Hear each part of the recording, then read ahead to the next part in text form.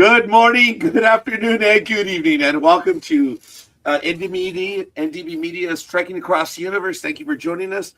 I'm your host, Roger, and we have three other hosts, not co-hosts, but full knights. Actually, I am the knight, and they are also full knights as well. And we are of our little square table right here. So thank you for joining us. We are reviewing A Knight of the Seven Kingdoms, and today is episode 2.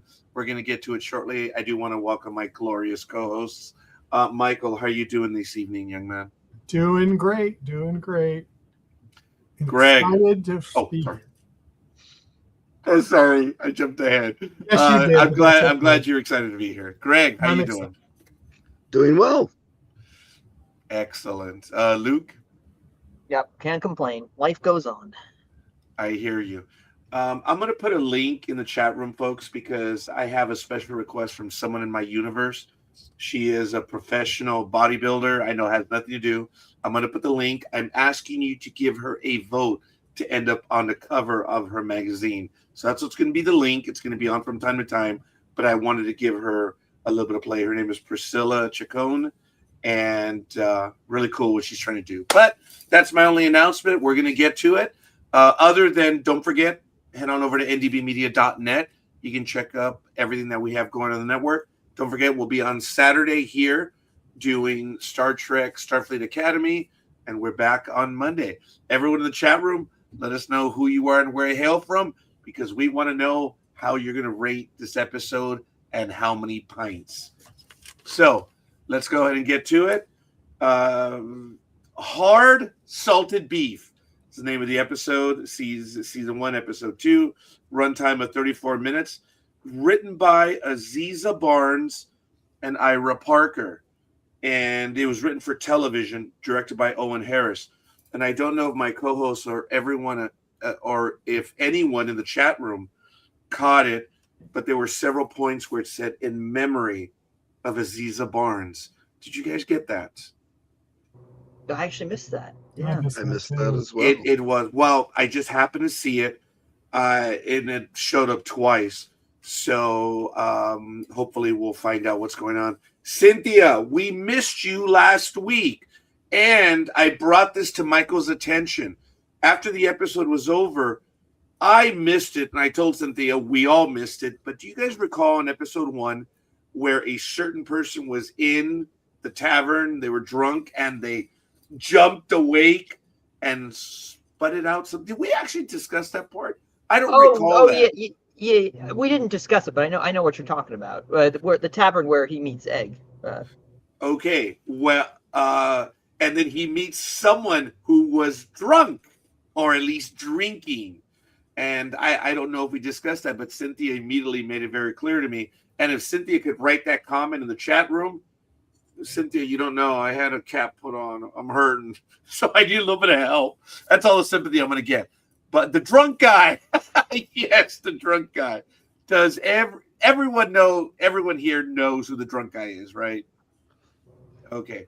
I did not. Neither did I. No, I didn't. Okay. Yeah. Now, Cynthia, go ahead, and why don't you put that comment in the chat room? But thank you. Let's go ahead and move forward. Luke, I want to just go ahead and start off with you, young man. Go for it, because, well, okay, I did know right away it was a monologue about Sir Ireland, and he was talking to all the different possible hosts, because at the very end they mentioned the different houses. So I was like, oh, this is cool, I got it. But that's my only comment to get us going. Luke, go for it. Sure. Yeah, I mean, I like this episode. I think it continued on with everything I liked about the first one. Very cozy, very atmospheric. Really, I actually went back and I refreshed my memory about. I re-listened to the audiobook to remind myself of the source material and where that's coming from, and I was really pleased to discover that the show is drawing so heavily on the source material by taking dialogue directly from the book and putting it on the screen, which is something I always love to see. I love it when a medium is that faithful in adaptation. It's just so much of the scenes are word for word, verbatim, right from the page onto the screen. I really love that that's something that was consistent in the last episode, in this episode. And they're adding a lot of great stuff. There was some really good one-liners in this one. Like Nick was telling Duncan to turn someone's asshole into a lance hole. Well, what a wonderful little singer right there. And we get to see more of Duncan stumbling through these interactions with Highborn and trying so desperately to say the right thing and be chivalrous and not step on his toes. And he just says like the right thing exactly the wrong way. Like when he's talking to the king, or when he's talking to the heir to the throne, and his brother Makar, and Makar's sons are missing. And Duncan is like, I trust they won't turn up dead. It's like, why would you say it that way? Why would you phrase it like that? He's just tripping over himself, which is really, really great. And there was some really good world building in this. We had some references to the Blackfire Rebellion here, which is something I talked about in the first episode. The Battle of Redgrass Fields was brought up a couple times, which is the battle where the rebellion was finally squashed, and over 10,000 people died. Huge bloody battle. So a lot of people have connections. A lot of people lost people in this battle. So this is something that's will probably be likely brought up again and again. I thought we had the last line. I really like the final moment of this episode was really, really nice, where Duncan's just sitting there reflecting on his chances, and he says, on the morrow we will show them what his hand has wrought, referring to Sir Arthur Pennytree and himself. And it's just a very good final moment to that. I did have a couple nitpicks with this one though. There were some things I didn't like as much. So one of them was very minor, I must admit. It was super, super small. But after he gives his shield to Tanzel, too tall to get painted, most of the other shots he still has like a shield. It's blank, but it's still a shield on his back, and I'm like, why he shouldn't have a shield? Again, really small, very petty. But it just caught me right away. I was like, where is that? That shouldn't be there. He doesn't have any other shield except the one he gave. And then something else that maybe I can go into a bit more detail later on, because I've been talking a lot already. But the way they handled the jousting at the end, I thought was very rushed, and I think they kind of squashed it at the end. I didn't understand why they dealt with it so hastily. There was a lot more they could have done there. I don't know why they were jousting in the dark, because it's a very hard thing to do, to joust in the dark. And sure, you could put torches up, but you are not going to see very well by torchlight, especially riding on a horse. It's aiming a lance is going to be super problematic. So that was a very strange choice to me there at the end. But. Greg. Wow, I had to follow that. Yeah. Sorry, buddy. Little brief. I also caught the shield. I mean, I don't know how minor it was, if it was that noticeable on a first watch. Okay, where did you get that one? Because it wasn't after it would have been painted, because it didn't have an elm tree on it. Right.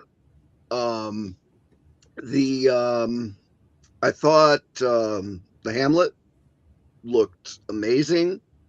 I loved how that there was a mix of stone and wood, and it was it looked poor, muddy, messy. So design wise, I thought it was great. However, when they went into the Lord's Keep, it seemed oversized for the Hamlet. But it's like, she went through this door, and okay, here's this long winding passageway, and then oh my god, all of a sudden they're in this plush, almost castle place. So I mean, that would have been a minor criticism, but it's a fantasy show, so okay. Loved Egg in this episode. I'm still waiting for Duncan to ask him where he went to school, because this kid is not only speaking very well, I believe the term would be like a highborn. He's also wise beyond his years. So If Duncan isn't starting to catch on, he's probably as thick as he says he is.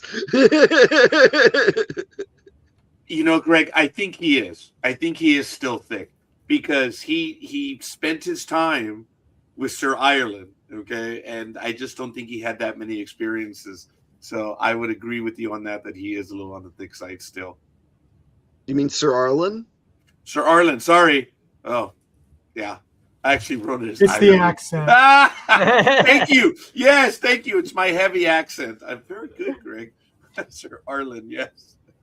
Sorry. Man, I'm Dude, on it sounded drugs. to me like you were saying Ireland. That's exactly what I did. said. Yes, but thank you, Michael. You was covering up. Look, I was on meds all day. Okay, leave me alone. Okay, yeah. See, with the meds, vowels get transferred, and Oh, and by the way, Cynthia, thank you for that comment because there's a picture of me in the dentist chair, and I have dark glasses. So thank you, Cynthia. She says it was a good look. I don't know. Maybe I have the dark glasses on. Greg, did you want anything else, or? No. It just was. I love the horses. I felt it killed me when they sold the white horse. Yeah, it actually hurt. I'm not going to say I teared up, but I'm like, oh, come on. That genuinely did bug me, Greg. It really did. I was like, man, in such a short time, I was really bummed that he had Last week, Sue asked me, if there's only two of them, why do they have three horses? And I said, oh, well, the third one's probably for, either pack or for, to give one of them a rest. They can trade off. But then when they were, going through the memory trail, he had a saddle on. He wasn't carrying a pack. He wasn't, hauling their stuff. One of them would be Thunder the Warhorse, which would only be ridden in battle and tourney. So you wouldn't ride the Warhorse around the kingdom. You want to save his strength for the official events. Ah, okay. See, I have not read the book. I want to give a shout out to Rockers Los Angeles. Yes, it is a fine evening. Thank you for joining us. And I've said her name, but I haven't been welcome, Cynthia. Again, thank you for joining us. We're so happy you're back. You were with us for House of the Dragon, so this is really cool. Thank you for joining us as well.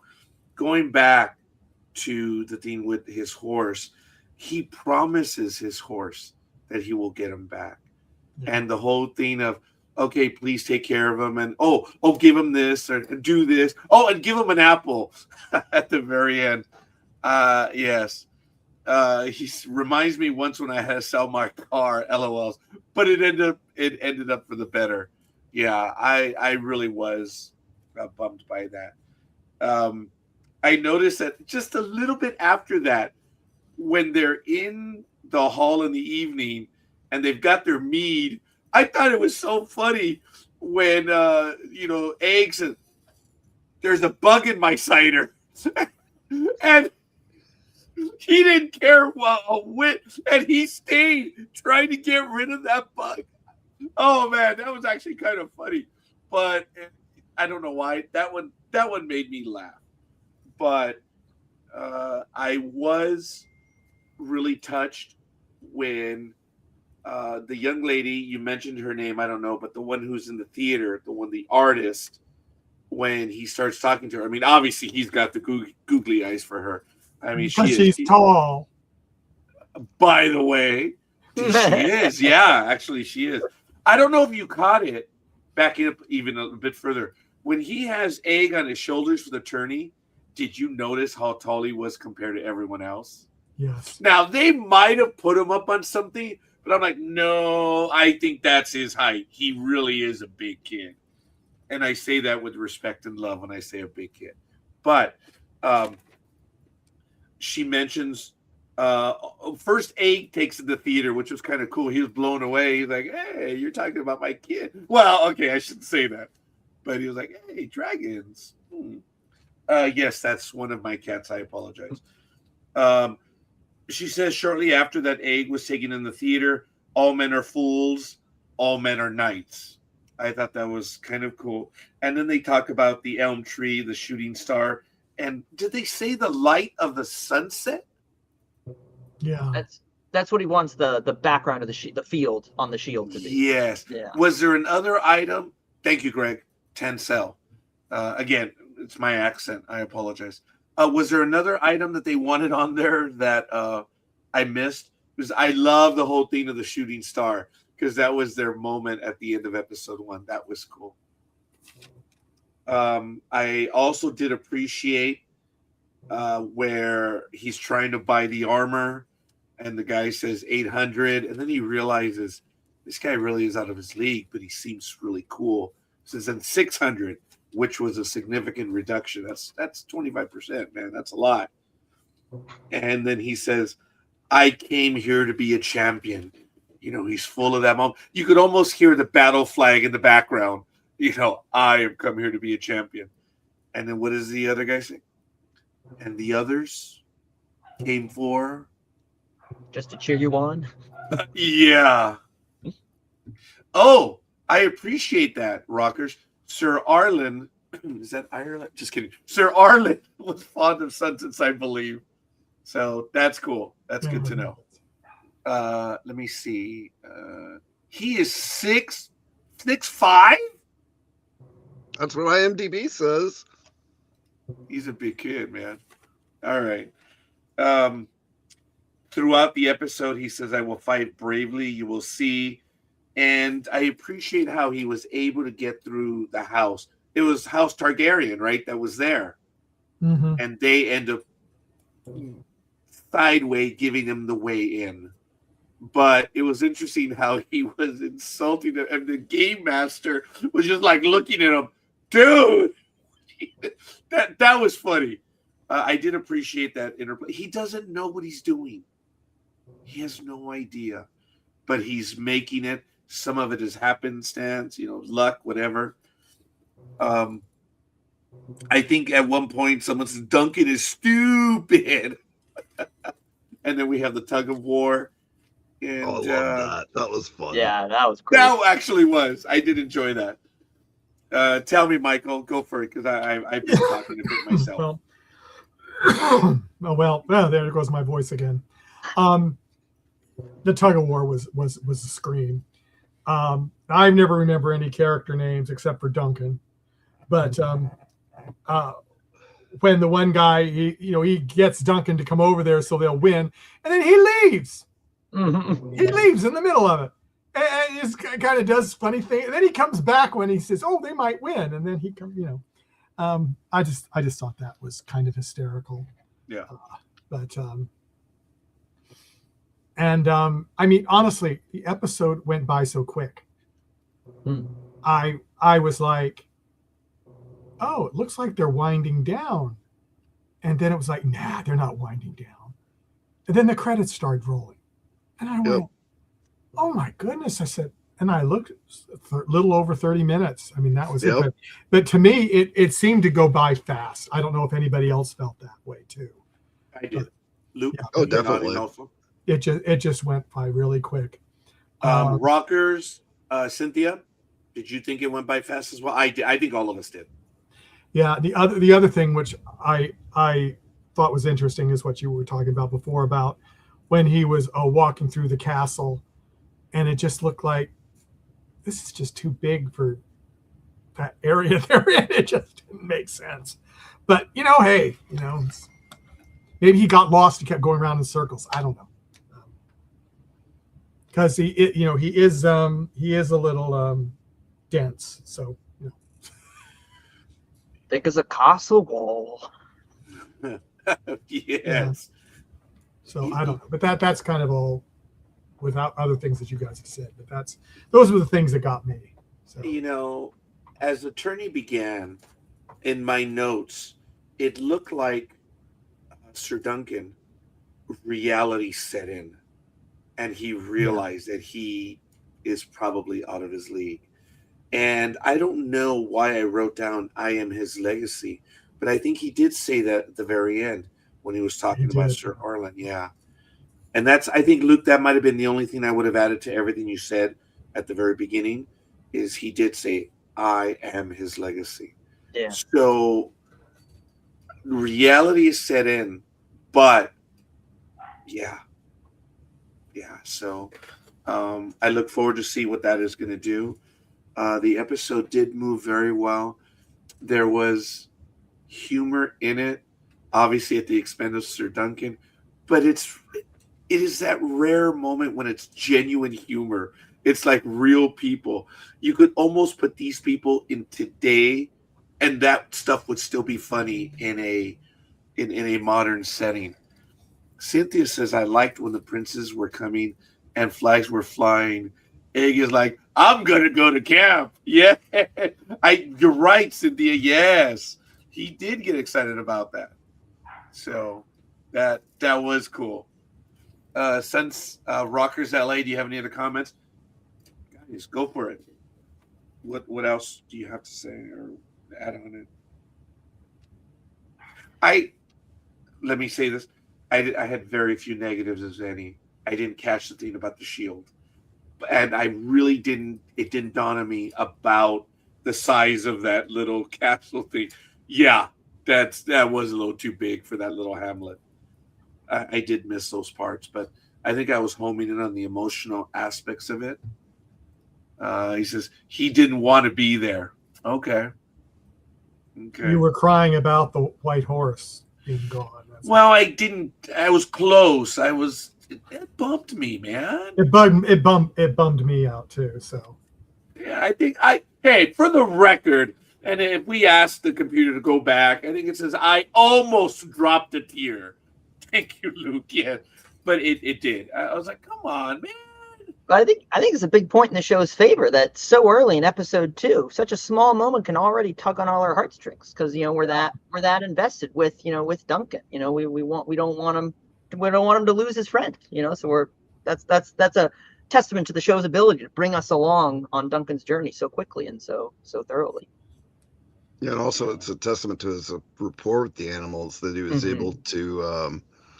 I don't know if it was Baylor's horse or his brother's, but he was able to very quickly tame that. Calm the horse down, because it was about ready to. Well, it was just out of control. Oh, that's right. Well, it reared and kicked a guy. Yeah, really. In the face, the blood. Wasn't it? Yeah, I was like, wow. And he just went over there and just calmed that horse right down. Mm-hmm. Mm-hmm. Was it right before, or was it at that scene when they came up to him and said, "Hey, do this to my horse," or whatever? And he's like, "Oh, I'm a knight." Okay. Yeah, I think it was. yeah. It was that same scene, Roger. Yeah. Okay. I hear you. That was a good scene. That did stand out as well. I did appreciate that. Yeah. So I forgot about sorry, that, Cynthia, if I misunderstood the comment. But yeah, he didn't want to be there. Yeah, right. Go ahead. I was going to say, because we know, I mean, the spoiler we spoiled maybe accidentally last time, because knowing who Egg is, he doesn't want to be caught by that company. So right. No. So if he sees the royal banners, he's like, oh shoot, I got to get out of here before my cover's blown. And that's what Cynthia said. I misinterpreted. Yeah. It's cool. Egg doesn't. Yeah. I haven't spoken to you in a while, Cynthia. That's what it is. It's a language barrier. It's my thick accent. Yup. No, that is cool. The episode. Yeah, thick Irish accent. Yes. I do admit my notes are a tad thin this time, but I have a pharmaceutical reason as to why they're a bit thin. Folks, I know yes, at the very end, we actually had some action, and it was brutal. It did move quick, and knowing when the knights were knocked off their horses, knowing what was coming at them, that actually did look good. But I didn't understand why they did it at night as well. I think you mentioned that, Greg? Yeah. Luke started. Or Luke did, I'm sorry. Yeah. Seconded that it didn't make a lot of sense. I'm third. Other than maybe to hide compositing and special effects to make it look It very well more. could have been the reason. Oh, that's interesting, Greg. Yeah, it's a interesting point. Yeah. I mean, right? Because it's harder to see what's going on at night, so you can kind of get away with more Yeah. stuff. Yeah. Yeah. Well, they have done that they did that in Game of Thrones too. Especially in the later, lower budget episodes. Later, lower budgets ones, yeah. Because I remember, who was it? We had somebody on that was complaining and said, "Oh, another episode. It's all dark and I can't see anything." Wasn't that Gina? Oh, that's right. It was Gina, and I don't remember what it was. You're so right. She was commenting about that. Yeah, and every episode she'd go, "Again, I couldn't see most of it. It was so dark." Yeah, but that's a way they can get away with it. Just yeah. Rockers has a comment. It's interesting to see how Dunk is realizing how nobility is easily dismissive to servicemanship of common folk, especially after pitching to the lords regarding Sir Arlene's history with them.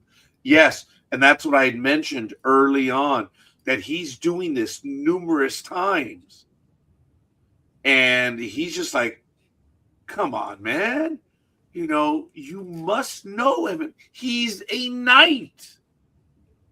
And they're all like, no, sorry, dude. Don't know.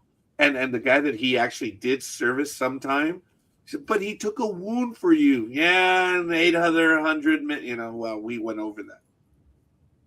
Yeah. So.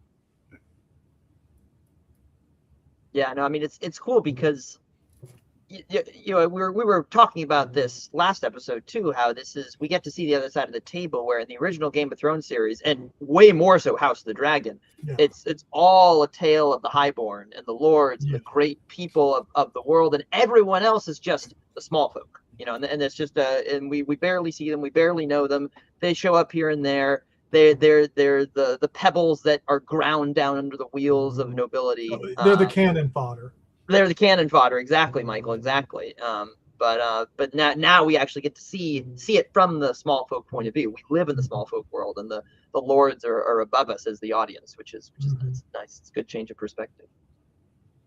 We did talk about that briefly in our first episode, that it's when we were talking about the size of the map and stuff, and it's like, it is huge, it is immense. It's like the United States, you know, it's the battles are not being fought in LA or New York. This is, I don't know why I'm going for Topeka, Kansas. I've never been there, but it's kind of like, it might not even be that. It might even be Springfield, Missouri. Who knows? But anyway, yeah, who knows? Yeah. Yeah, it is something smaller, and it is really cool to see from this point of view. And I do like that. I'm looking forward to seeing what's going to happen. I was very happy. I did not look at my watch once during this episode. I didn't either. And we've talked about, I know, Luke, you haven't been here, obviously, with this for a while, but we've talked about that every now and then. When, you know, when you just look at it's for two reasons. Number one, oh my, how much is left? And the other one is, oh, wait, where am I in the story? Because we sometimes have a vague idea how long the episode's going to be. And I did not look at my watch this time. I was really happy about that. But I did know it was going to end. When the reality set in, and he is like, whoa, and, you know, but I'm his legacy. Yeah, for the first time in my life, I caught both. I knew the episode was going to end. For me, it delivered. The storyline was good. What they set out to do in the first two episodes, I'm not going to say is perfect, but yes, well-contained stories, that there was resolution there, where we're going to see where we're going to go to the next step. They have done well. The writing, it's not perfect, but oh man, it is good. It is really, really good. Your thoughts, guys? Oh, geez, sorry. And yes, I do have a Targaryen cup. I've forgotten it from the first episode. When we were doing House of the Dragon, I was drinking my cider. This is just water, but I had to have something here. Make sure it's not a bucket. Careful, Roger. Oh, that is funny, Luke. I should have looked. I think I may have already consumed it, darn it. You know, that was funny, guys. That really was. It was. The meeting. There's a bug in my cider. And I don't know why. It was because Duncan just ignored it, didn't care. Yeah. It was funny. It had its moments. I don't have any negatives only because this time I don't. I missed what you guys said, and I appreciate that. That doesn't take me out of this universe. When it starts, guys, I'm engulfed. And I appreciate that. And there's only 4 more episodes. Yeah. I thought we had 7. Nope, No. 6. Oh, only dear. 4 episodes left. The High Septum won't like that at all. No. Cynthia, can you give us your thoughts, good and bad, what stood out for you? And Rockers, could you also give us on this episode? And since you guys weren't here for the first one, if you want to just quick comments, but let me hear your good and your bad about the episodes, if you don't mind. Let me hear you. And the people in the chat room that aren't Right. saying anything, we'd love to have you say something. Yes. And if you guys want to join us live on air, you are welcome to do so. Let me know. So, Cynthia, you can always join us live. And there's the link in the chat room. It is unique to this episode only. Once the episode's over, obviously it doesn't work, but it's all good. So, yeah. Some other thoughts, guys? Did you have anything else? Yeah, I just say that I think the tournament really brought this one down for me a little bit. Like I was flying high with it, and then that ending sequence I thought was it was weird because it was just so like I went back and I looked at it, and the whole tourney sequence is like 3 minutes long, and they could have gotten so much more out. And it's because, going back to the source material, this is not a very long story. It's like about 3 hours, narrating it start to finish. So that, there's not a lot of, meat necessarily for all these episodes. So if they're looking for content to add, they had so much material there in the tournament they just skipped over, which was really, really strange to me. Like, in the book, they set it up where, that every knight is sitting outside the pavilion with a shield, and then challengers come up and they strike the shield of who they want to challenge. And there's a whole system of challengers and champions. If you defeat a champion, you become a challenger. Right? So, you could lay out all the structure for how the tournament works. We could have this great moment where we see all the heraldry of all these great lords, and we get to learn about them. We could have Egg be telling Duncan about who that is and who they are and what they do. And, you could have a nice, huge 10, 15-minute sequence in the bright, light of day. And it was just very strange to me how rushed it was, how cramped it was, how much of an afterthought it seemed to me at the end of the episode. And I feel like it was there. And you were talking about this, Roger, how we had it there. It seemed the purpose was to make Duncan reflect and, and realize like, oh, crap, I might be in over my head. This is a big deal. But I think you could have easily had that reflection without the tournament, just him going around and meeting all these, his interactions with the king's sons and like just seeing all this grandeur. And you could have had that impact on him just in its own way without the tournament itself, I think. And then if I was in charge, I would have had the next episode 3, open up with the tournament sequence, and then just have it be a big, long, proper. Are you sure they're not going to do more of the tournament? Because Dunk hasn't been in it yet. They certainly will. The tournament's like a 3-4 day affair, but they just truncated this first part of it. Well, I'm just thinking maybe this was just like a preliminary little thing. Or this was the Thursday night premiere, like there you go for the movies, and then you have Friday, Saturday, and Sunday. Hey, because I mean that very well could be, because if it's true what you're saying, that the book is like a 3-hour narrative, that's 6 episodes, and they've already said there's going to be a season 2. Right. Contraire. They're filming season 2 right now, and they're going to film season 3 at the same time. Exactly. So that's what I'm saying. So it's like, oh, I'm sorry, Michael. It might be the meat might be coming now in episode 3, 4, 5, and 6. Oh, And that's why we got expanded. salted beef now. Yes. Right. In the dark. In the dark. Yes, in the dark. Yes, in the dark for whatever reason. I mean, we'll have to wait and see, but yeah. They never really actually said it, but he was eating jerky the whole time. Yeah. Well, it's probably not true. He was eating salt beef the whole time. He was cutting off pieces. Right. Cynthia says scenery was awesome. I hope I didn't interrupt you, Luke. No. Cynthia says, I love how they gave non-readers a chance to connect that Egg is one of the missing prints. And Rocker says, I like how they're capturing the innocence of Dunk. Oh, yes. He and Egg really work. The boy, do they. We're still in set of territory, so I'm stoked so far. I didn't think of it that way, Rockers, but yeah, I like that too. I think we're still going to see some more of these because he treats him like an insolent stable boy, and yet he knows all this information, and he's educated him on it, and also gave him part of his image, his shield, which was really cool.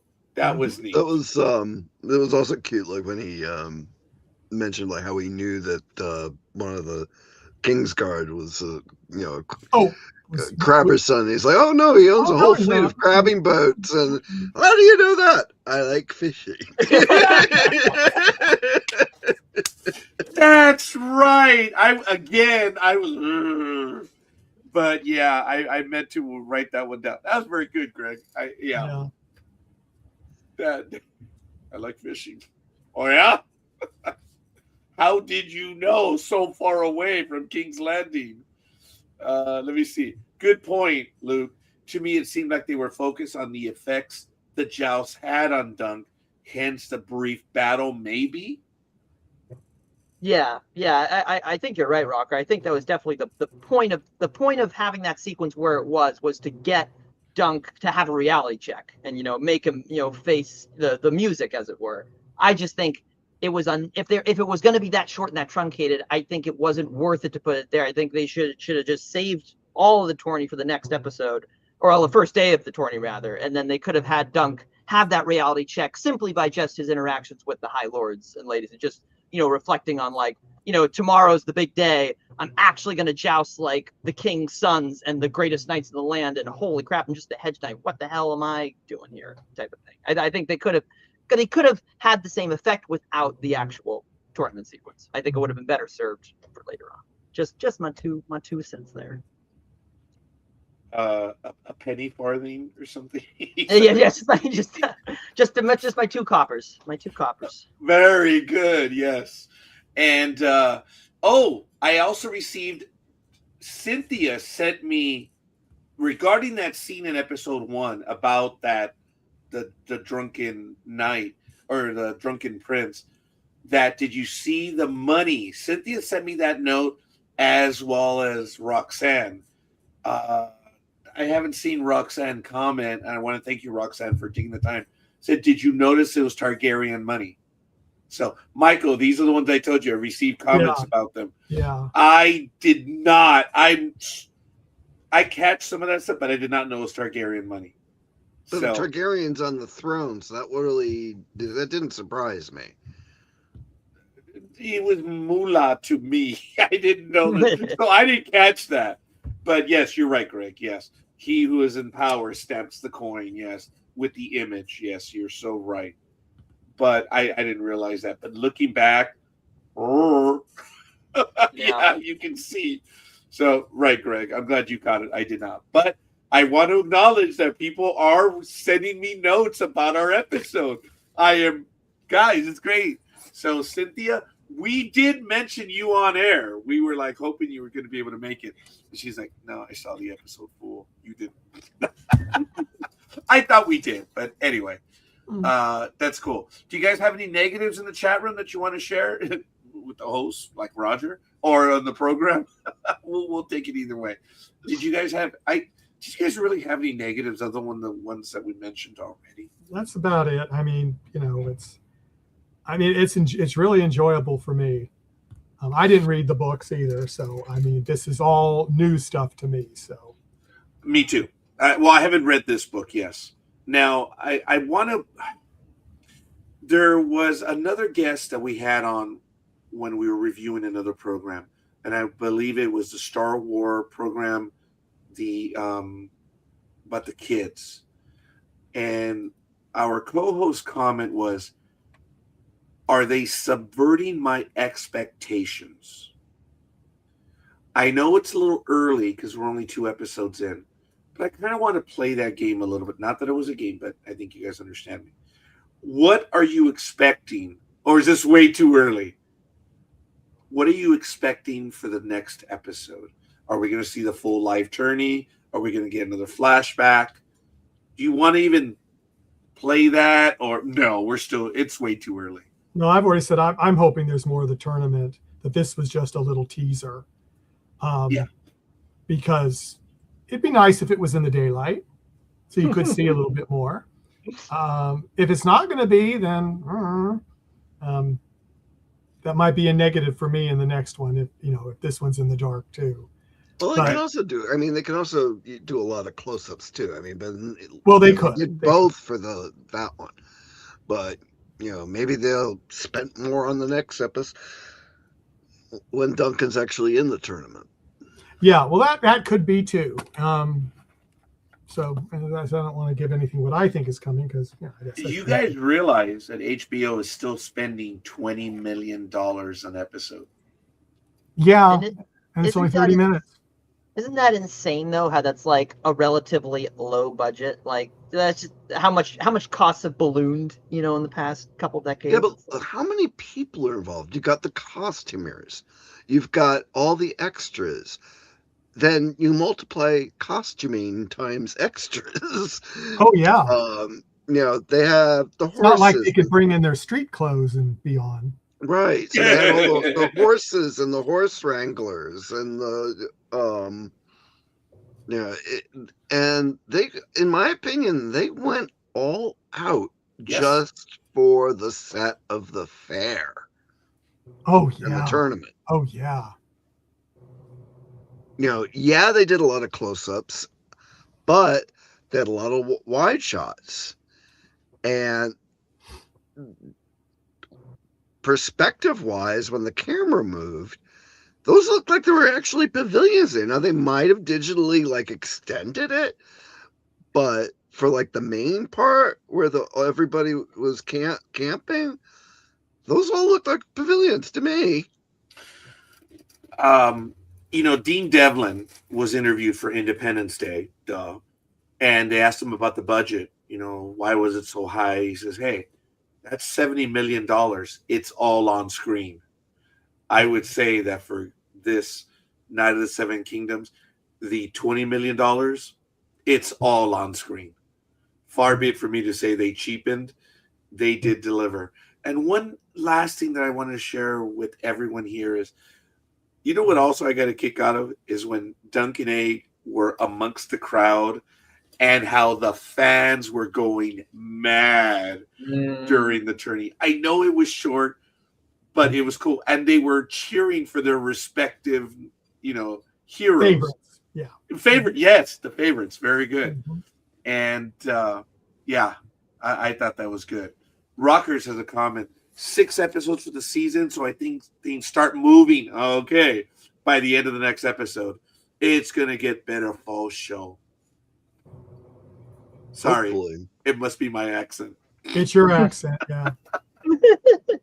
I just hope they're not gonna drag out the story to fit it into 3 seasons, but at the same time, I also hope that they're not going to start making stuff up like they did for the end of Game of Thrones. You don't have to worry. I don't think we have to worry too much about that because I said that this narrative, what they're doing, the Hedge Knight, the first book, but there's actually 3 books, right? So the first one is about 3 hours, but then there are 2 more. Oh, okay. I didn't realize they actually had full stories. I think it's going to be 1 novella per season. So I think we will actually have a really, really nice, good amount of content. And let me add to that. Sorry if I'm interrupting anyone else, but the master, the owner of this entire program, said in an interview, we can go 5 years worth, if not 10 years worth of what, if we really go into this story. And he said, I'm really unhappy that House of the Dragon is going 4 when it should have gone 5. So that's an interesting issue internally. Yeah, but House of the Dragon, isn't that like just kind of like based on an essay, more or less? It's based on a fictional history book. So it's a book like written by a maester, in universe, but it's written not like a narrative, like a history of World War II that we would read in our world. So it's laid out like that. But it's a pretty chunky book. It's you got a lot of material there to work. Because it seemed to me House of Dragon was suffering from trying to fill in a lot of blanks, and then some of those blanks weren't being well thought through, and Well, I know that the creator was very disappointed of the, at the halfway mark, they advanced some years that the kids weren't there anymore. They were adults. He says, I could have done 3 years on that. Okay. But anyway, I just wanted to point that out, that he did make that comment that it could go 5, maybe 10 years. Wow. As opposed to 3 seasons. So maybe I misinterpreted, but he said there's enough material for us to do that, as opposed to what's being done in House of the Dragon. So it was interesting. There was some internal, comments there.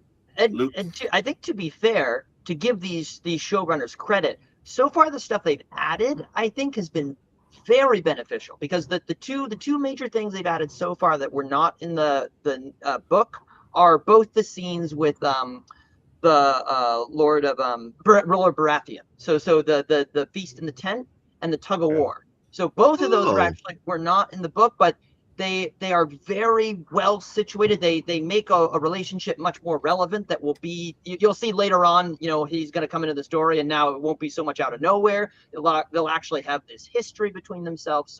So far, what the two things they've added so far, actually, I very much approve. And usually I'm such a anal purist about, you must stick to the book, and but so far I actually very much approve of the 2 editions they've done. So I think, Luke, did you miss my comment last week when I said that we are canonistas?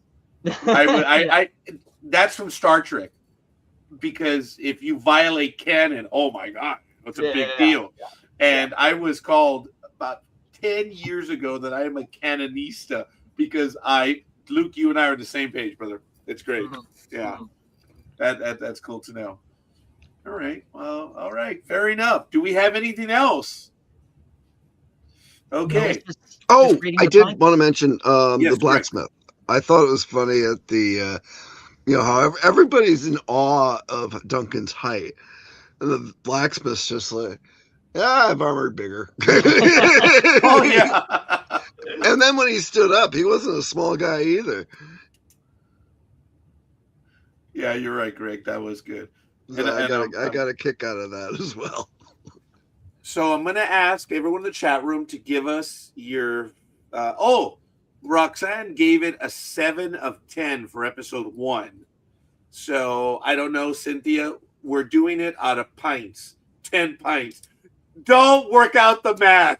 It's just 1 pint or 10 pints. So that's the score. It's 1 out of 10. Don't convert it to gallons. Yeah, don't do any of that. Hey, you know what, Michael, you're the Cynthia, you're also an educator. You want to see how Roger screwed things up by choosing pints? I just thought it was appropriate. Luke, I want to go to you first. All right. Well, I was coming off hot on the last episode, because I gave it 10 out of 10 pints, the first one. Yes. Very much in my cups, as it were, with that. But I think I was really with it. But then, as I said, the tourney really dragged it down for me. So I think pretty much solely because of the tourney, the way that was handled, I think I got to go with 8 out of 10 pints this time. Ooh. Okay, Luke. 8 of 10. Before I forget, Michael, could you do me a solid and ask our missing host? I will. What his score was. And by the way, I'm going to ask everyone, if you're not able to make it, record your review and we'll take it and we'll play it on air. There was a gentleman who was on, a guest from the Ark. He played one of the baddies and he was doing Star Wars with us, and he wasn't able to make a certain episode, and he recorded his review, which was really kind of neat. So just for what it's worth, here we go. Oh, okay. So 9 pints, 8 pints. I like that, Cynthia. Appreciate that. Greg, what are you going to do? Well, I was starting at an 8 and gave it added one for the horses, but I had to take one away for the one that got pissed out. Yeah. Okay. So I'm staying at an 8. Okay. Before I go to Michael, I agree with you guys. It was good, but yeah, this was the step to continue the story. Roger gives it 8 of 10. So I did drop one from last time because I think it was 9 of 10 pints. So, Michael, what I'm going to give it an 8. I mean, I didn't feel as bad about the dark tourney, so. Okay, remember last week we scored basically it was an 8 of 10 when we added everything up. Yeah. Cynthia gave it 9 of 10. Okay. And all kidding aside, since I'm going to see if Cynthia might want to record some comments that we could play on there as well for next week, but we'll see. Rockers, do you have a score that you want to give it? And if not, you can always send to me a little bit later. But it's interesting. We all scored it generally high episode 1, and Cynthia gave it 8 pints. So it's cool. And for everyone else, folks, don't worry. I won't put you on blast. But let me know. Let me know your score, and we'll add it in. And if you have any points that we missed or that I screwed up on, what a shock. Hey, we appreciate that you reached out to us. And it means a great deal that you're watching and you gave us some comments. Cynthia, did I touch on everything that you mentioned? Is there anything else that you wanted to put in there? And our rockers, in the meantime, while they take a moment, I want to thank Greg, Lord Greg. I want to thank Luke. I want to thank Michael. And, of course, Mr. Camacho was not here to join us this time around. We covered it all. Okay, or I covered it all. Excellent. So, all right. I think we're going to spend a lot of time in the tourney this episode coming up. That's it. I hope so. Yeah. There's going to be a lot to it. In one way, I felt we didn't see more of it today, but I kind of liked how, they had one episode to get there, and then another episode for the first day of the tournament. Yeah, it's actually making it feel like an event. Yeah, that is cool. Michael, anything else you want to add? No, that's all good. Okay. All right, folks. I thank everyone for spending time with us. This was a good episode. I want to thank HBO, and of course the creator behind this, all the writers and everyone. I try to, cover it all as we move forward. We give credit, music and stuff. I'm going to continue doing that because I think it's important. It's not just the writer, it's not just the director or the actors, but it's everyone else involved. And I try to give airtime to them as well. And if any of you think that anyone you want to give credit to, let me know. Rocker says 8 pints. I like how Dunk is realizing just what it takes to be a knight. Yes, that was important in this episode, and the reality has set in. All right, folks. Did we all give it 8 pints? Was that across the board? Yeah, actually we did. Cynthia was the only one that gave it a 9. Incidentally, that's a gallon.